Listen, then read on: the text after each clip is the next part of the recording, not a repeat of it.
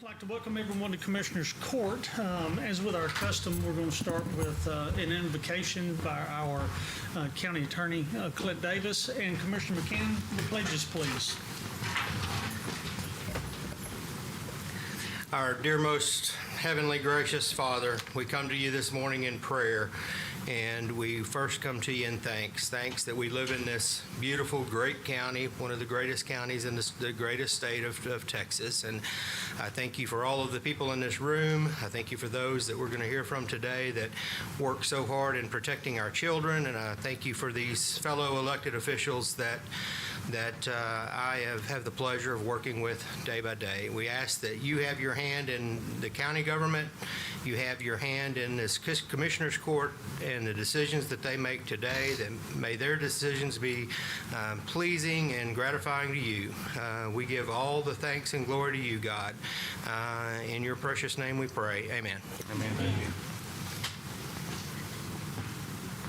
I pledge allegiance to the flag of the United States of America and to the republic for which it stands, one nation, under God, indivisible, with liberty and justice for all.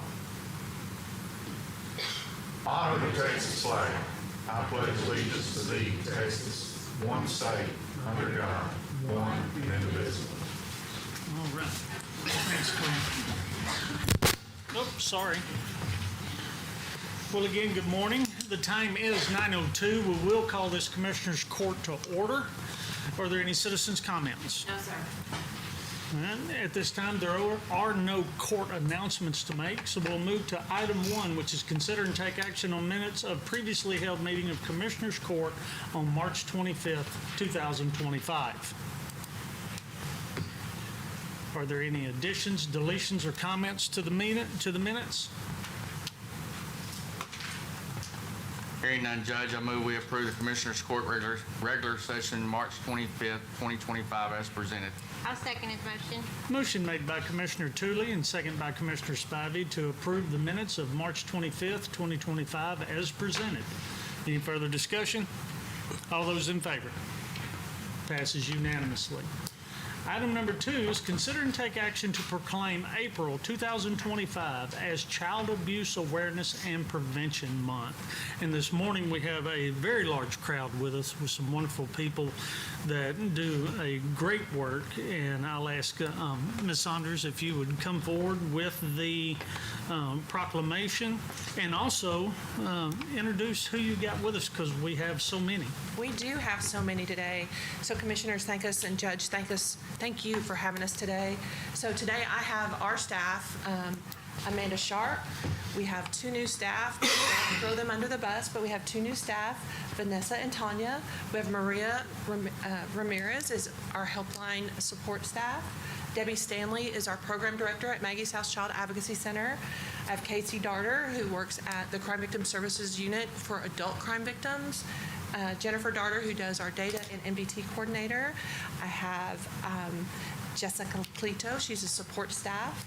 And so I have Kim Williams, our program director of the helpline, and Ginger Ford, our IT support, and then Abigail Aikens is also a Crime Victim Services Unit support staff.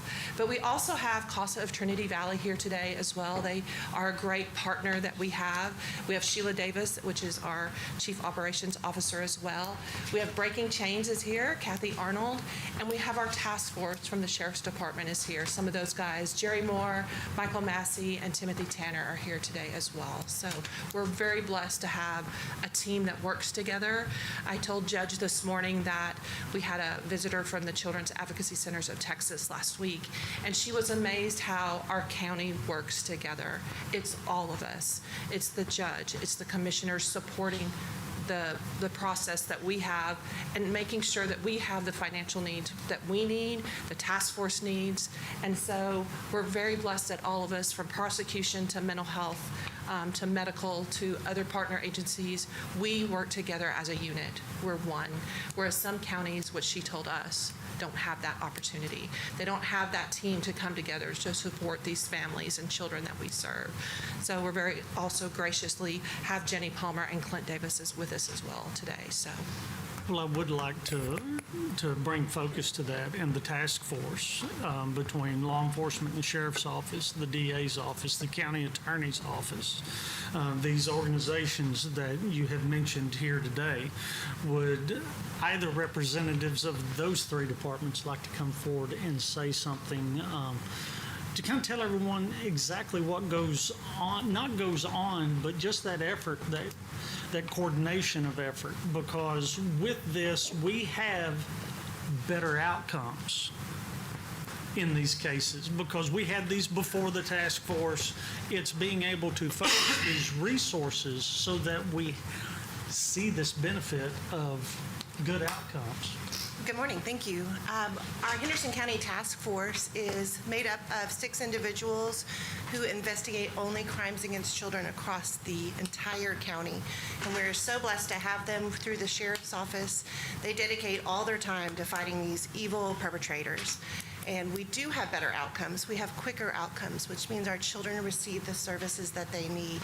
And we are so lucky to have them, and I'm proud to have 3 of them here today. Thank you. Well, I've tried to think of a way to bring this up. We do this every year. We do this every year. And we have made wonderful strides, as just stated. But do you realize the water's still rising? We have better outcomes than we did before, but the water's coming in faster than it's going out. I want to point to this weekend. There were 5 arrests this weekend that involved some type of child abuse of a sexual nature. 5 this weekend. That's heartbreaking. It is truly heartbreaking, but again, I think it goes back to these guys sitting on that back row that are working these cases day in and day out tirelessly. And if we didn't have that, they still could be falling through the cracks. It could be still sitting on someone's desk in a smaller agency. And so to have that effort of these guys and girls, we have one that's out today, but to have that effort of them working together as a collaborative, I can hear them back in the back, and they're going at it back and forth. Can we do this? Can we do that? I'm going here, I'm going there. And you see that effort of that camaraderie that they have, whereas if we didn't have that, as I said, we know in the past, and I'm looking at Sheila, it could be sitting on someone's desk. It could be sitting on a fax machine somewhere. And without this collaboration of them seeing these cases so quickly and their tenure and their knowledge to get these cases done quickly, that is helping us.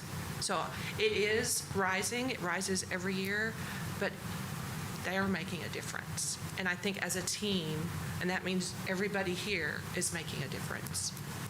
And that is the one saving grace in this, is what y'all all have done, is that we are getting these successful outcomes. Mm-hmm. But 27 years sitting on Commissioner's Court again and again. I remember when we used to light candles in Gun Barrel and on the court steps and the courthouse steps. And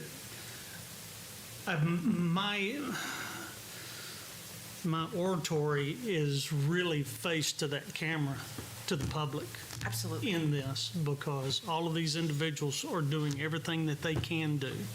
And it just struck me this morning in speaking with Angie because of the indigent defense portion of it. We had 5 this weekend, and here we are doing a proclamation today, and it does need to be made aware. Absolutely. So thank you all for what you do. Court comments, and we'll get into the proclamation. Sorry to get on my soapbox. I just wanted to thank y'all for all you do for the children. Thank you. You know, I would say in my private life, I get to see not only what y'all do, but also of what the people that sponsor your galas and different things, and they're part of this team too, because they help fund different things that go to either domestic abuse or child abuse. And it takes a village to do what we're doing. It also takes another village to help and to get it to the forefront. But I say I pray for you. We need to start praying for this group of people every night, because you have to go home to your own kids with what you've seen during the day for the 8 hours or the 40 hours that you put in. So it takes a special person that to do what you do, and then to leave kind of work at home, but I know that y'all don't. So thank you for what you do for our kids in Henderson County, and thank you for what you do for the county. Thank you. I'm just thankful that Henderson County has all of these groups working together. Like you stated, without those groups working together, those 5 arrests might not happen this weekend. And it might have slipped into the cracks. Absolutely. So I'm thankful that we have all of these groups working together. And I'm also thankful for everybody that came today with y'all's groups, doing the 2 things that are mentioned in the first paragraph of the proclamation you're going to read here in just a minute. Protecting the children and preventing child abuse. Correct. So thank y'all. Thank you, Commissioner. Thank y'all for everything you do. Like I say, it takes a special person to do this, and there's a lot of special people that work in our county that have to see things every day, just like Commissioner Tooley said, and we thank y'all for that. We know that a lot of people can't do these jobs and stuff, and we know you're underpaid, and I wish we could help out a lot more, but thank y'all. We're very grateful for what y'all do. Thank you. Ms. Saunders? Oh, thanks, Judge. Child Abuse Awareness and Prevention Month, April 2025. Whereas children are Henderson County's next generation of leaders and our brightest rays of hope for the future, child abuse and neglect not only directly harms children, but also increases the likelihood of long-term physical and mental health problems, alcohol and substance abuse, criminal behavior, and poverty. Child maltreatment is a community problem, and finding solution depends on involvement among people throughout our community. It is a time to focus on ways not only to protect our children, but to prevent abuse from ever occurring, and this is our opportunity to make a difference in young lives. Whereas in fiscal year 2024, the state of Texas completed 223,176 investigations of child abuse or neglect. In Henderson County, the numbers are, for 2024, 702 investigations from Child Protective Services and Investigations, 347 children served through CASA, or court-appointed special advocates of CASA of Trinity Valley. 413 children received services at Maggie's House, a child advocacy center. Whereas communities must make every effort to promote programs that benefit children and families across Henderson County. And whereas affected child abuse prevention programs success because of partnerships among agencies, schools, religious organizations, law enforcement agencies, the business community, and whereas everyone in Henderson County should become more aware of child abuse prevention and consider helping parents raise their children in a safe and nurturing environment. Now, therefore, I, Wade McKinney, County Judge, and the Commissioners the County Commissioners do hereby proclaim the month of April 2025 to be Child Abuse Prevention Month in Henderson County, and urge all citizens to work together to help reduce child abuse and neglect significantly for years to come. Thank you. Thank you very much. Court, final comments? Entertain a motion. So moved to approve. I'll second the motion. Motion made by Commissioner Tooley and second by Commissioner Richardson to proclaim April 2025 as Child Abuse Awareness and Prevention Month. All those in favor of the motion? Passes unanimously. And as always, if we could we get all of you that are here today representing these organizations to come forward for a picture, as we've done historically in the past. We've had the media would like to have one. So please come forward.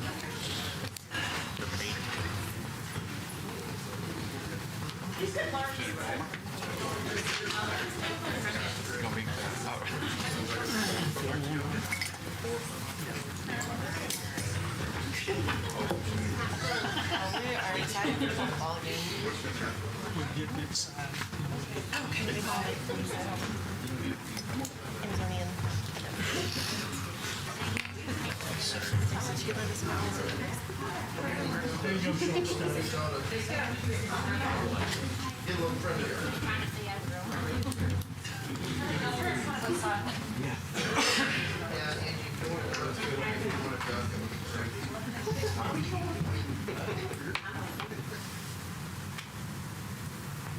Can you give us like a 1, 2, 3?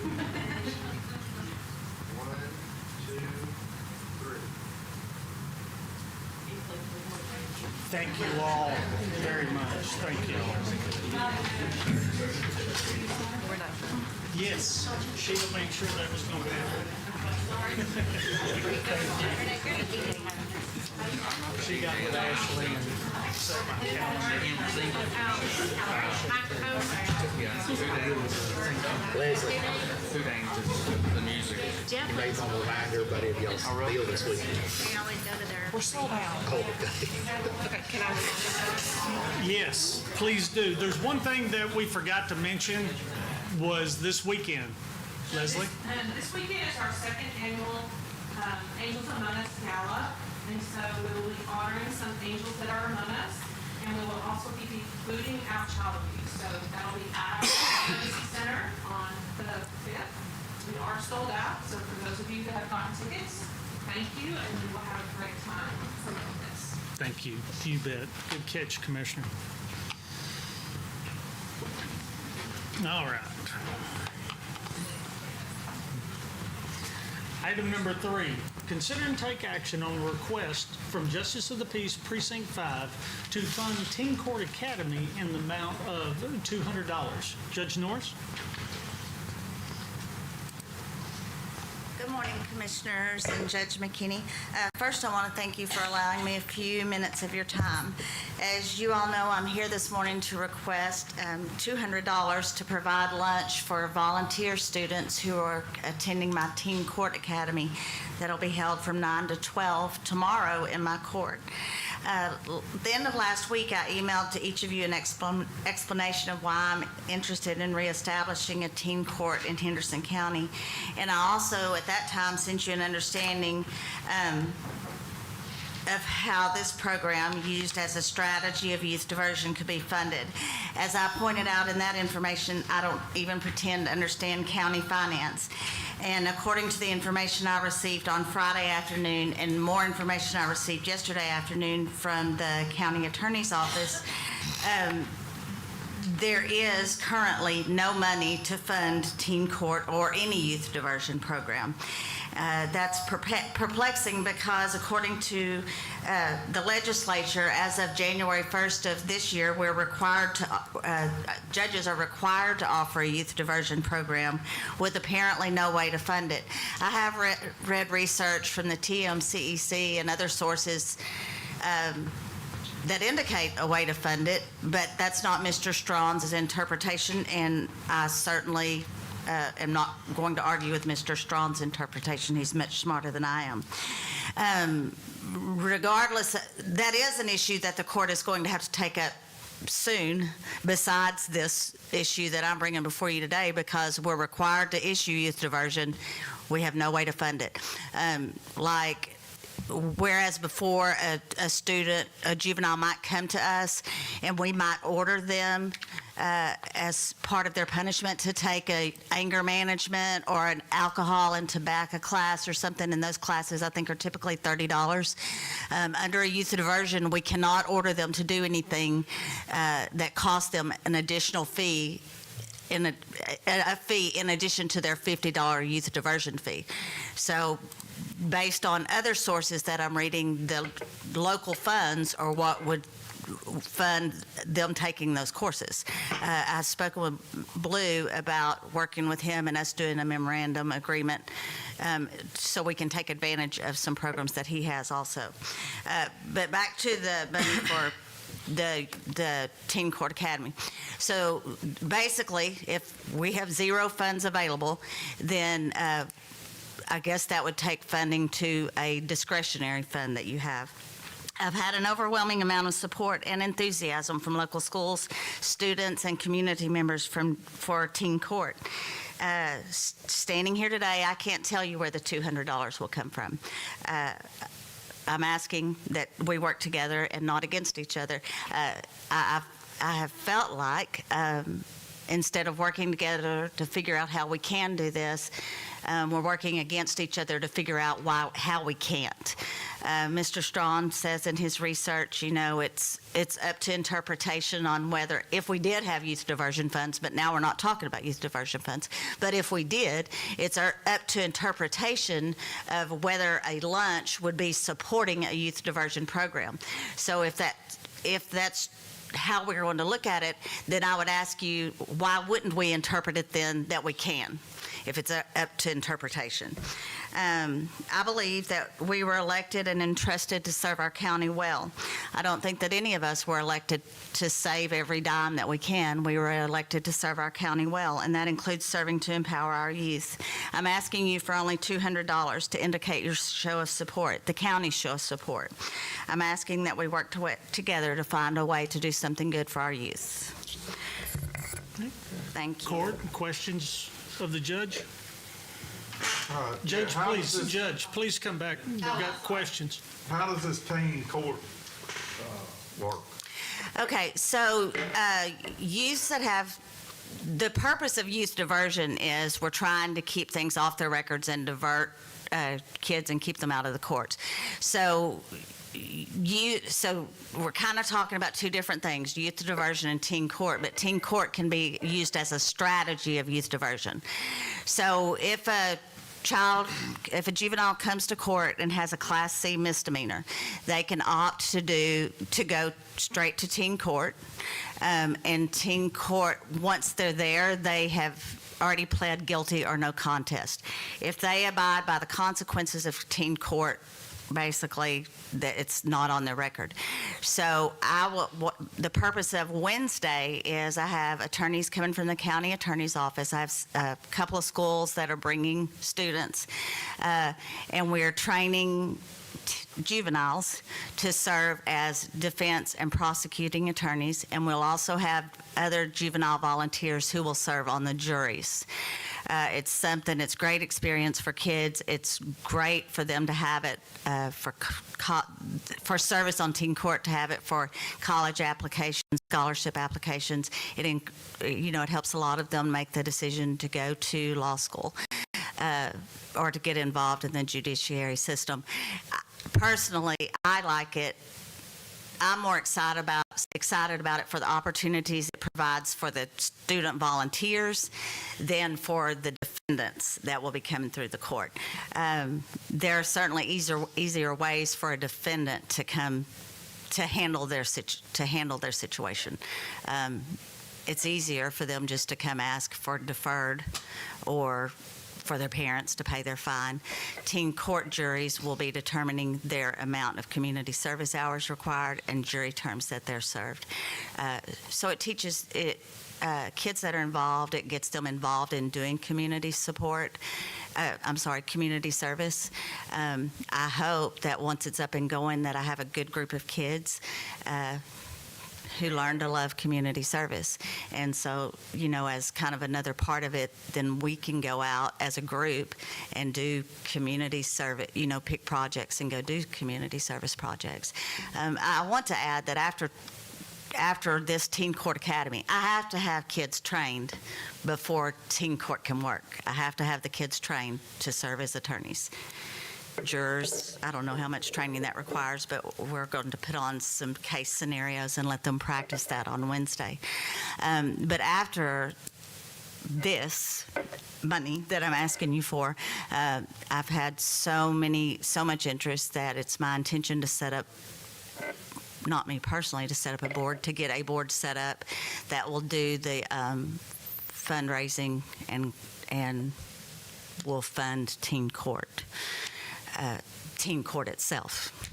So it's my intention to ask the county for a budget of $200 to provide lunch on Wednesday. It's not my intention to ever ask I'm not going to promise, but it's not my intention to ever ask Henderson County for funding in any other way for teen court. And I believe that years ago, when there was a teen court, that there was a separate board that took care of those things. So, That was going to be my second question. How many are involved at a time, 15? I've already had 60 kids sign up. And that's with me only going to speak to one school. From How many are involved in each court, though? each court session, 15 or 20? probably not even that many. I would probably not hear more. I would probably not hear more than 5 cases, because this will be done in the evenings, the teen court sessions. I recently saw the Georgetown teen court session. They had 5, and that night went about 2.5 hours. I'd probably want to keep it to 2 hours, so 5 would be the most. And the way they did it, if a defendant's case was first and they were ordered to serve 2 jury terms, they would come into the jury the next. So you kind of got a rotation of the jury. I would say that the most would be 15. But it could be done with less. You know, you could have the same two volunteers serve as attorney on every case that night, but that's not my preference. I would prefer to get more kids involved. And like I said, I've had, only going to speak to one school, I've had now 60 kids want to volunteer. I had to turn basically 30 of them away because I didn't have the space at them for Teen Court Academy. So I hope to have another Teen Court Academy soon. Can we get the county attorney's office or the auditors to explain about the funds in here that we can't transfer? Either attorney's office or audit, either way. And I will state the judge is correct about the previous incarnation of teen court. It was a separate organization that was governed by a board headed by Charlie Mott. Long time, you may remember that name, Commissioner, from Cedar Creek Lake area. And it was a separate organization that courts did use as a diversion, and they would send these individuals to teen court. And of course, as the judge stated, the attorneys, the jury, were all a part of that, and they would have those proceedings. So. Yes, and so for the court, this is really a 2-step analysis, and today we're on step 1, essentially, which is, step 1 is, do we have the funding somewhere? And a lot of us know how the state of Texas does with these funds, and I understand Judge Norris. She comes to the court in frustration. She comes to the court because we do have certain juvenile funds that's sitting there with money. That doesn't mean we can spend it on things. And again, that's not unique to juvenile law or her program with teen court. I have a PTI fund that's probably growing and growing and growing. The state of Texas, they create these funds, and then they charge a fee for it that we have to collect by law. And then they say, but you can only use those funds if the round peg goes into the round hole. And there's a lot of these. We don't have a round peg in our county. We don't even have a round hole in our county. All of our pegs are square. And so what you're left with is funds that continue to grow that you can't spend on anything. And there's no exceptions. And the one area where I think I am ultra-conservative and my office will be ultra-conservative on is spending those fiduciary funds in areas where we can't. And if y'all think I'm ultra-conservative on it, I don't have to mention our audit office and how she views spending money. When we start graying lines or, we can use it, there's about 6 or 8. Kenneth did all the research on it. Y'all know how thorough Kenneth is and how smart he is and how great of an asset he is. There's probably 6 to 8 different juvenile funds that have been created that have specific measures. Back to that round peg. There's a lot of them, though, that say, well, you can only spend it if you have a juvenile case manager.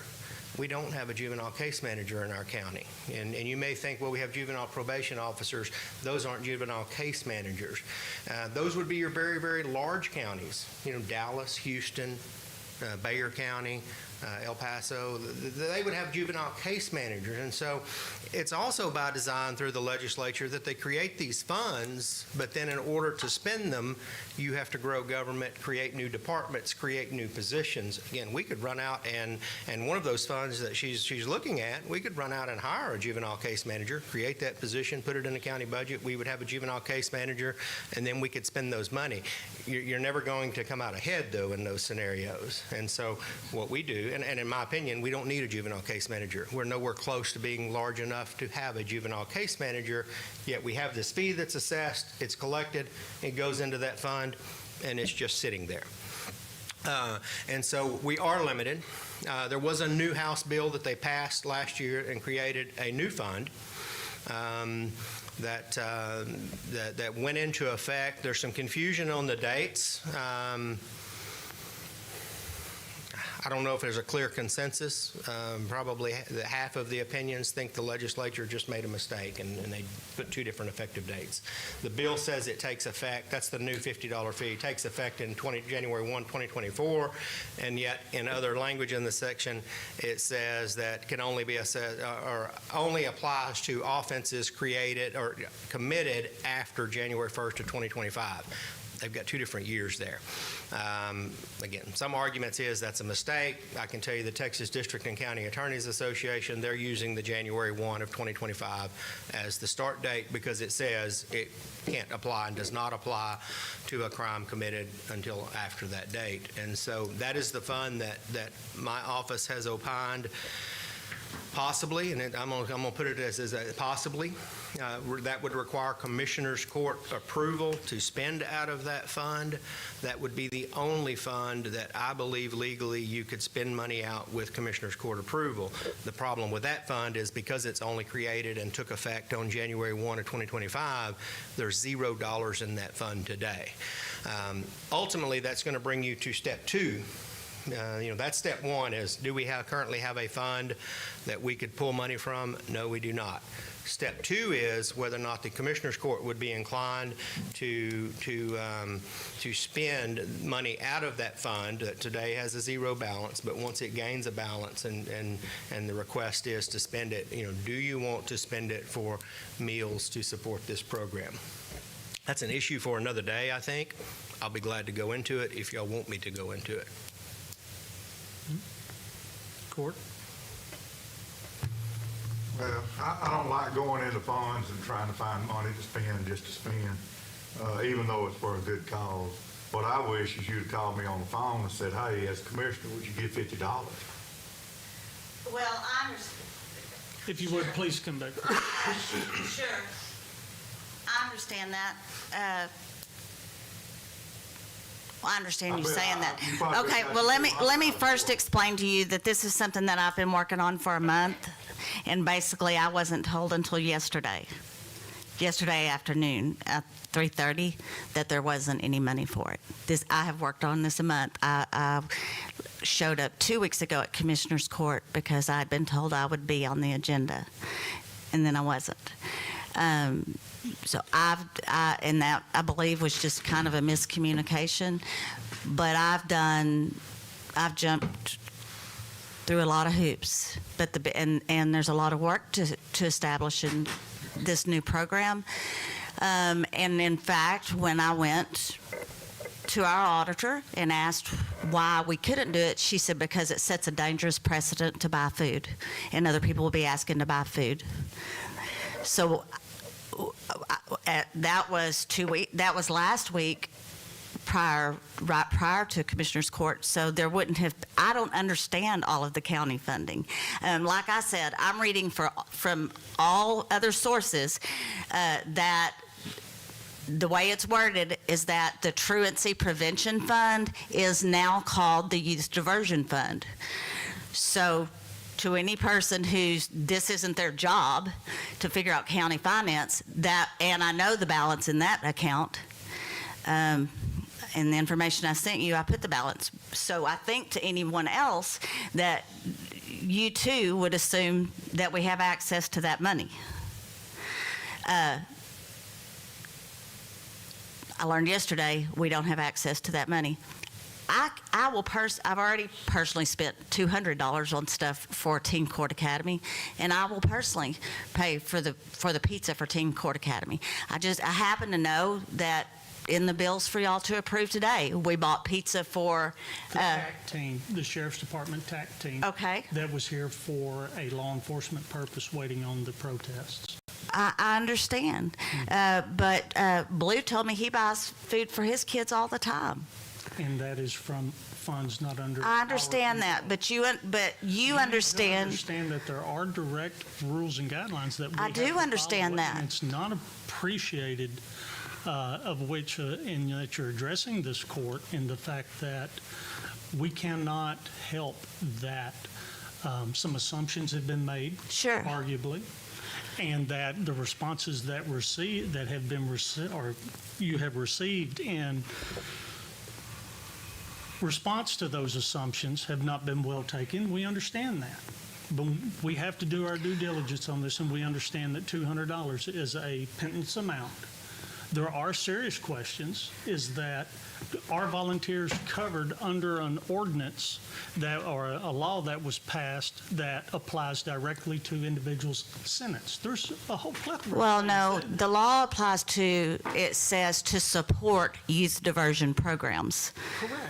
So we have to have Teen Court Academy. We can't have this diversion program unless we have kids trained to participate in it. And when you say responses that have not been well received, I do want to respond to that. I've had email correspondence going back and forth between me and Mr. Strawn, and when someone took the time to explain it to me, I think I received that information very well. I certainly understand that. But when someone tells me no, because they think it's a bad idea, no, that's not well received. If you say no because here's our policy on that, or no because here's the law that says we can't do that, I can promise you every time, I mean, it may disagree, but I'm not going to have a negative response to it. We'll disagree on that. Okay, We'll disagree. okay, But before us today is the $200 worth of funding. Sure. for Teen Court. So and I apologize for interrupting. I knew before today, like I said before, I knew before coming here today that none of the funds that are called whatever for youth are available. I'm asking the court today if you have in the general fund or anywhere else discretionary funds. And I'm adding that this is an issue that's going to have to be taken care of, because if next week I have a juvenile in my court that opts to go through youth diversion, and as part of that diversion they need a class, we have to have funding for it.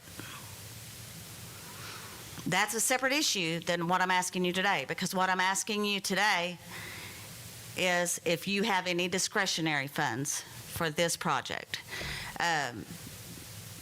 Because I understand, I understand that because of the laws, because I understand we don't have any juvenile money that we can spend on it. I absolutely understand that. I'm asking you if you have discretionary funds. But I want to put you on notice, the other issue with youth diversion funds has got to be addressed. one of the issues with youth diversion funds is that my understanding is we'll have to actually expense that line. Okay, And that's an additional step Sure. in this process. Sure. So you know. So, court, questions for the judge concerning the request that is laid before us? How often do you have a teen court? well, it depends on the number of cases. Right now, it probably once a month, possibly twice a month. It just depends on the number of cases, and I really don't have I don't have any way of having a good understanding of that right now. Because it will be open to any justice court or municipal court to refer to teen court. Because it's a problem for every court individually to have any worthwhile diversion programs. You know, if it were just for Precinct 5, it wouldn't be absolutely, it wouldn't even work for me to have a teen court. So just like I have the truancies for the county, I'll offer. Ms. Monk, on The the team- financial side, anything you wish to add? No, I do have two concerns. First off, I think that every JP can have their own truancy court. Sure. So we're talking about five JP courts. But my biggest concern, it has always been an unwritten policy that we don't feed people. I have people approaching me all the time with important programs, and they're asking for the county to fund a meal, and we've just never done that before. Of course, this is up to the court, but when you change it for everyone. Kind of like the Gatorade issue of 10 years ago. Right, so, That was is a seven. concern. Well, in that case, I think if it's an unwritten policy, if that is going to be the policy, that we are never, ever, ever going to provide food for anyone for any reason out of county funds, that should be a written policy, not an unwritten policy. Well, thank You you for know. your input. for that. You're welcome. But that's up to the court's decision, and just understand that there are other offices that do things like this, and they find other sources for the funds. How is the fund set up for the record court's jury? Jury fund is a dedicated fund for jury that is either funded through the court and also unused jury pool that, we would pay out. And it's dedicated in the statute for that use of juries, to pay them, feed them, house them, right.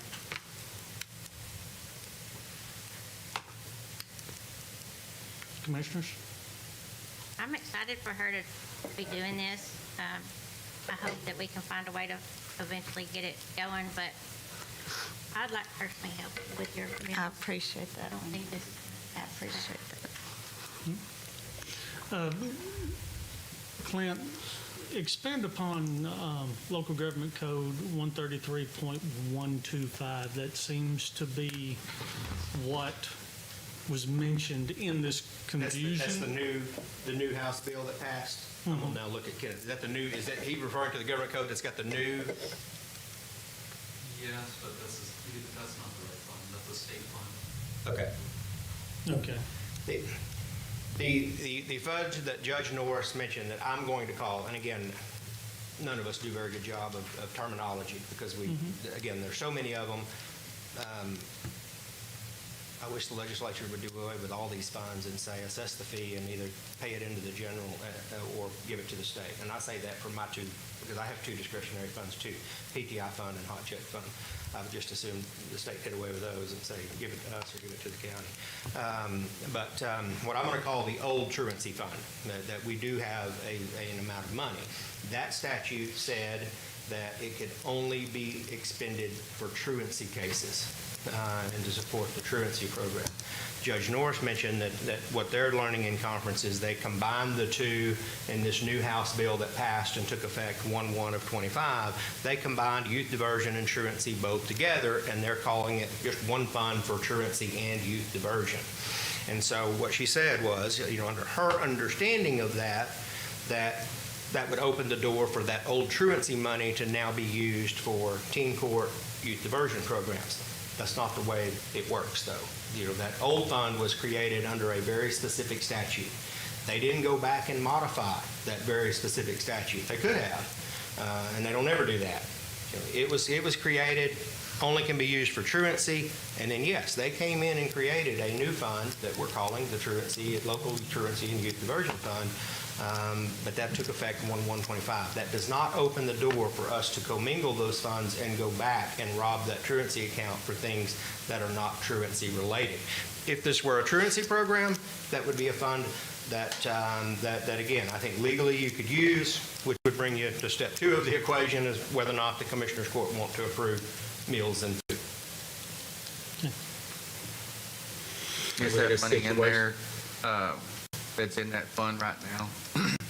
Is it from court fees? It's not taxpayer funds. It's from all of these funds and all of these fees that we are talking about come from a court fee and court disposition. You know, we talked about this new youth diversion program. I don't know that we're going to have significant numbers. It'll be interesting to see. I don't know that. And I don't know that we're going to have significant numbers. I don't know that that fund's going to grow super fast. You know, I will speak from my office in JP Court. It's kind of an oxymoron type bill that they've passed where they say, you know, if you're convicted of these offenses, you pay $50 and go through youth diversion. No, it's before, it's prior to conviction. Prior In to case the conviction. case is to be dismissed before it, if they sign a youth diversion agreement, you're to immediately dismiss their case. Okay, so they're not even on a deferred, it's a dismissal. Correct. Okay, so what we do a lot of times now is we will just tell a juvenile, go do X, Y, Z, and we'll dismiss the case. So I'm not even sure, and I don't disagree with what you said, that you're just going to see a lot of those.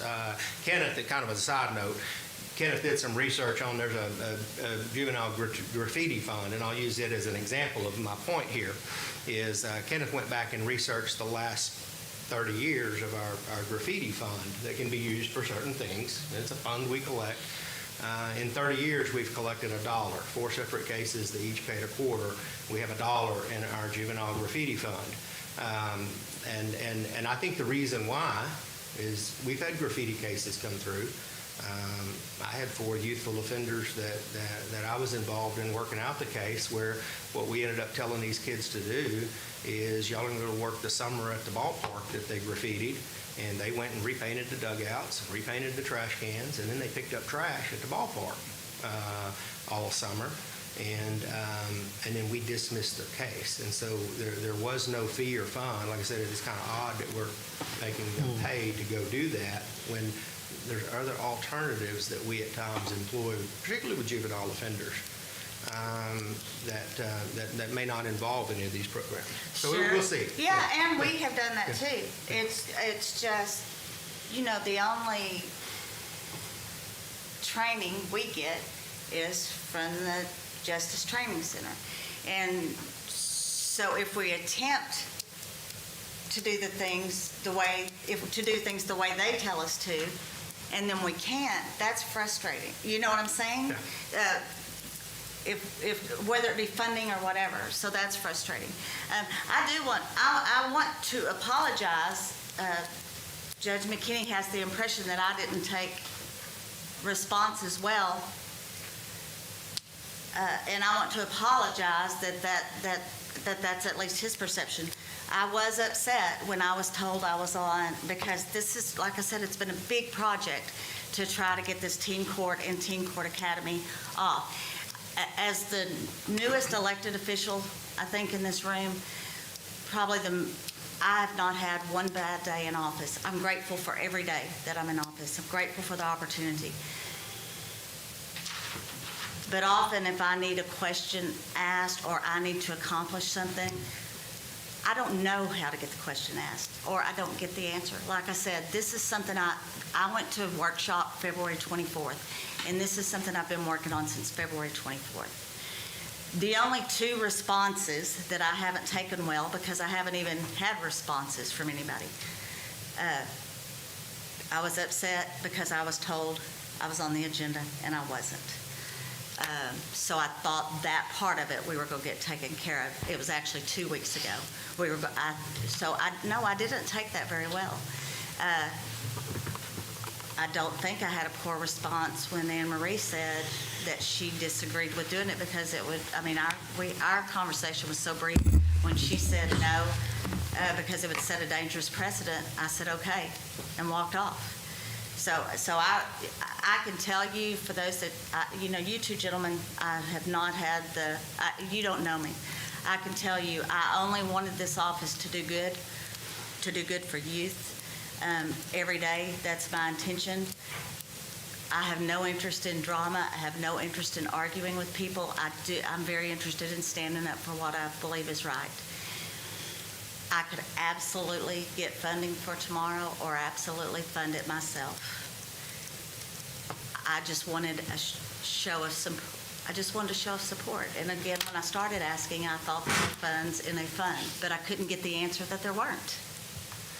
So, at this point, honestly, the $200 isn't even the issue.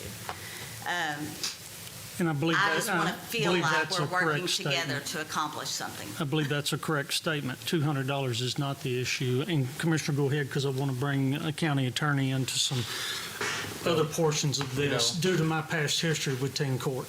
You know, one thing forward, just like the funding and stuff, a lot of stuff can only be done by budget time. Once we set stuff for budget and stuff like that, we got to go through with it. We had the issue, I think, with district court wanting to use security money for raises for. If the money, if we got this big fund sitting there, why can't we just use that? Well, there's, like I say, there's stipulations with a round hole and a square peg. You know, you can't use it. You may check with another county or something, and they may be doing something, but it may be illegal what they're doing. They might tell you, oh, yeah, we can do this. But if somebody comes and audits them and finds out that they're spending funds that they're not supposed to be, then Absolutely. somebody's in trouble. And that's what we're trying to keep out of, is keep all our audit stuff straight. And I think our audit starts next week.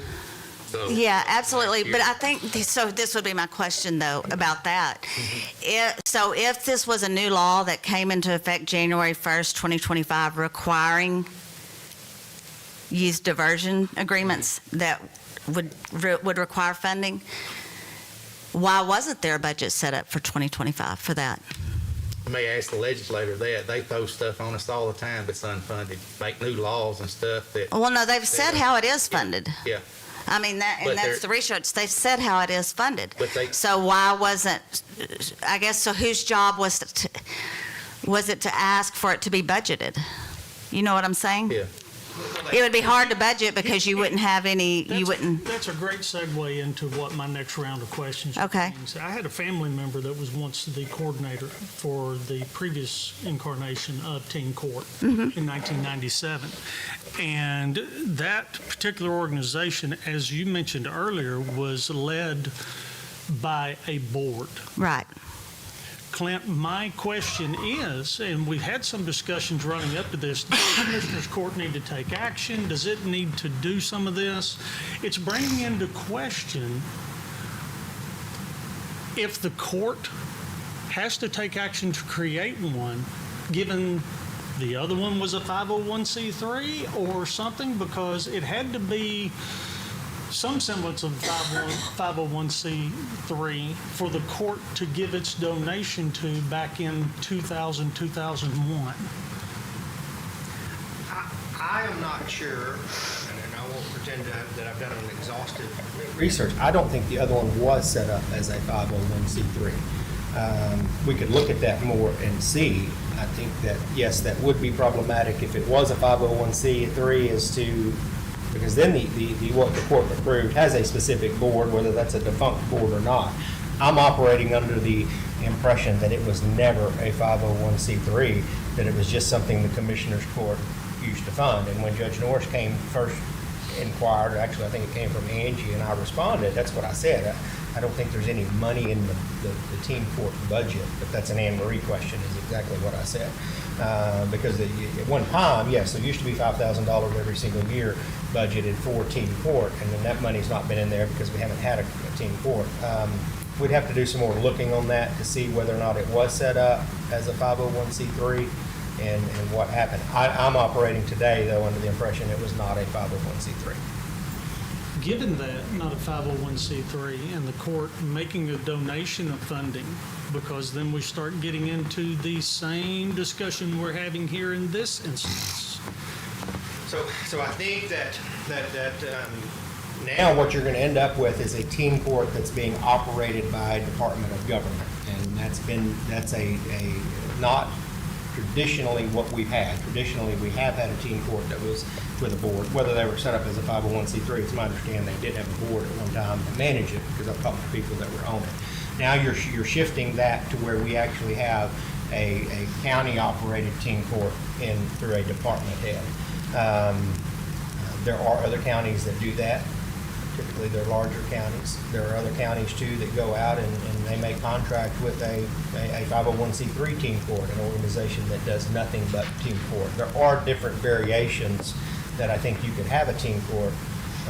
The variation we're dealing with is Judge Norris's office is taking it on and doing it now.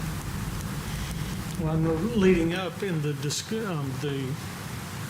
earlier discussions over the last 4 weeks, given that change, does Commissioners Court need to take action?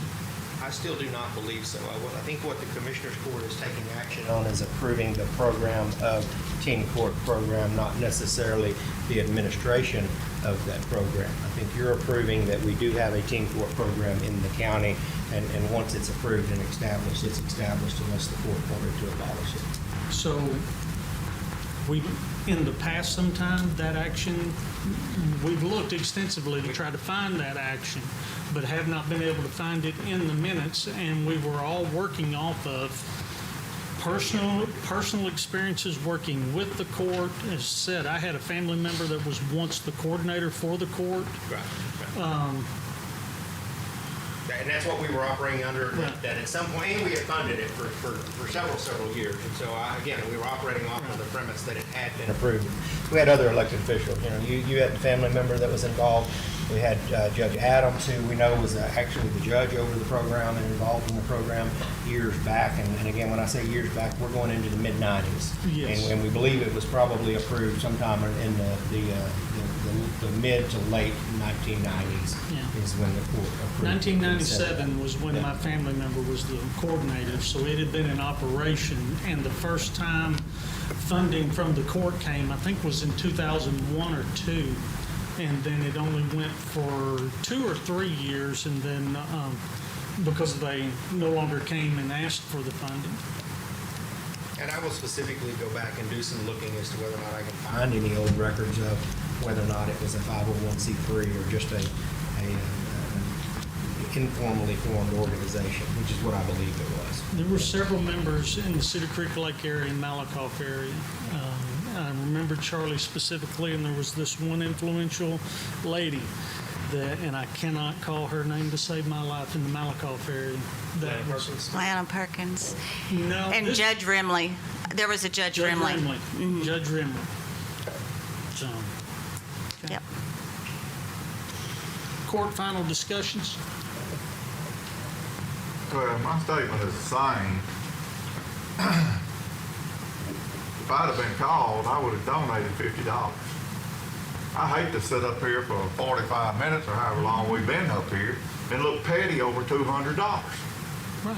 But if I'd have got a phone call, I'd have donated my 50, and I'm sure the other 4 of us would have donated 50 and 200. Again, Commissioner, I understand that. But we have to bring it to court Again, and look petty Commissioner, over $200. no, understand, this isn't about being petty. Understand that when this started, I thought that there was money that was in a fund that could be used. So I didn't come here to look petty. When I started this, I didn't find out until 3:30 yesterday afternoon that it was the opinion of the county attorney's office there wasn't money in that fund. Even at that time, and let me also say that, so for 3.5 weeks, I thought that there was $57,000 that we had access to. This was absolutely not about being petty.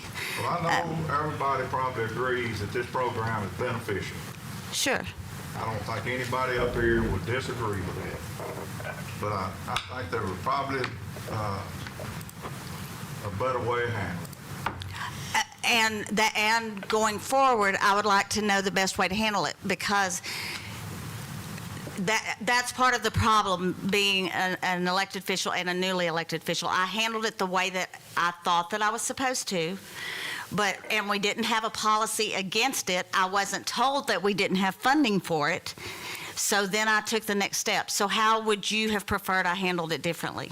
Well, at this time, I believe, as the commissioner said, we've spent 45 minutes on Sure. this. So, Court. All right. I want to thank you for your time. If there's no further discussion, I'll call for a motion.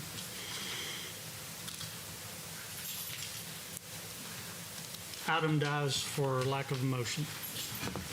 Item number 4, consider and take action to set a public hearing on request of posting 35-mile-an-hour speed limit on county roads 4330 and 4331 located in Precinct 4. Commissioner? Yes, Court, I've got some complaints of some high-speed traffic on these two roads that we have mentioned here, and I'm requesting to set a public hearing to limit these speed limits to 30 miles an hour. Court, questions? Hearing none, Commissioner, entertain a motion. I'd like to make a motion to set a public hearing on request of posting a 30-mile-an-hour speed limit on County Roads 4330 and 4331 located in Precinct 4. I'll second his motion. Date? Sorry. They require us to set a 30 days for a public hearing, so that would put it at 5 weeks, May the 6th. I'd like to set the public hearing for May the 6th at 9:05 a.m. Second his motion. Motion made by Commissioner Richardson and second by Commissioner Spivey to approve the setting of a public hearing for a posting of 30-mile-an-hour speed limit on County Roads 4330 and 4331 for May the 6th at 9:05. Is there any further discussion? All those in favor of the motion? It passes unanimously. Item number 5 is receive financial reports, of which we have none. Item 6 is consider and take action on payroll distributions and accounts cash sheet, which we have none. Item 7 is consider and take action on submitted contracts, and there are none. Item 8 is consider and take action on a request for right-of-way permits. Commissioner? Yes, Court. The first one is from Encore Electric Service to install a change out a wood pole approximately 3.2 miles from 198 on County Road 2930, also known as Peachtree Road. Are there additional, the one I'm looking at has 2 additional roads as well. 2507 and... I apologize. Also, the change out of a pole on County Road 2507, approximately 1.8 miles from 198, and then also a change out of a pole on County Road being Precinct 1, 2031.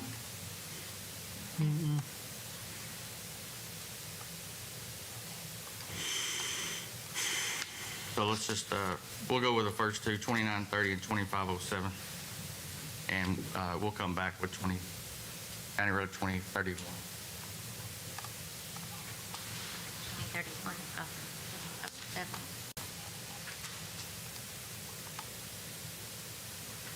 So the amended request is for 2930 and 2507? Yes. Okay. In that, we'll strike the 2031 since it doesn't exist. Court, questions to the commissioner? Hearing none, entertain a motion. Judge, I move we approve the proposed utility line activity for Encore Electric to change out poles on County Road 2930 and County Road 2507 with the commissioner's authorization to sign. Can we call it the amended utility line activity? As amended. As amended. As amended. I'll second.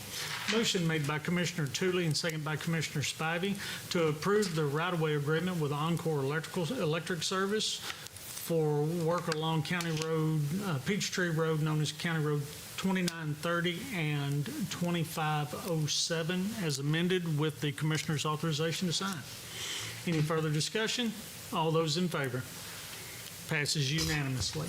The next one is for Bright Speed, and this is installing fiber optics from on County Road 2514 for approximately 1,238 feet. Questions for the Commissioner? Commissioner, on the permit, I don't see a road number. Where the road number, the one that's in the file?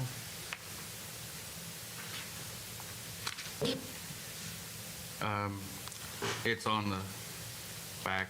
It starts at 9391 County Road 2514. Okay. Any other questions, court? My apologies. Can we get a motion to approve the amended application with adding 2514? So moved to approve with the Commissioner's authorization to sign. I'll second the motion. Motion made by Commissioner Tooley and second by Commissioner Richardson to approve the amended right-of-way agreement from Brightspeed for installation of fiber optic cables along County Road 2514 as amended. With the Commissioner's authorization to sign. Any further discussion? All those in favor? Passes unanimously. Thanks, Court. Thank you. Item 9, consider and take action on submitted budget amendments. Yeah, I do have these for the court's approval. There are a couple in here that I missed last week that I needed to add, but the majority of these are just correcting the SB 22 money. We initially budgeted those in each department that was receiving the funds, but that made it impossible on reporting to the comptroller's office.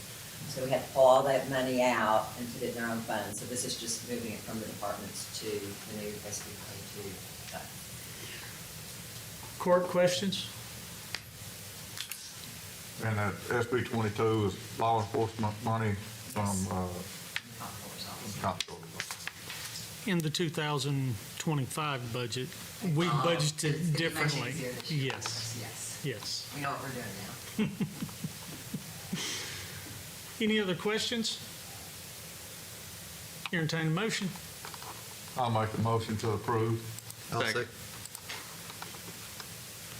Motion made by Commissioner McCam, second by Commissioner Tooley, to approve the budget amendments as presented. All those in favor of the motion? Passes unanimously. Item 10, consider and take action on payment of bills. Ms. Monk? Yes, we have bills in the amount of $217,603.94. Commissioner Spivey? I have no questions, Judge.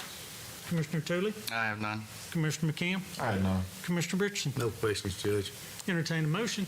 I'd like to make a motion to approve the fiscal year 2025 bills in the amount of $217,603.94 as presented. I'll second his motion. Motion made by Commissioner Richardson, second by Commissioner Spivey to approve the 2025 bills in the amount of $217,603.94. Any further discussion? All those in favor? Passes unanimously.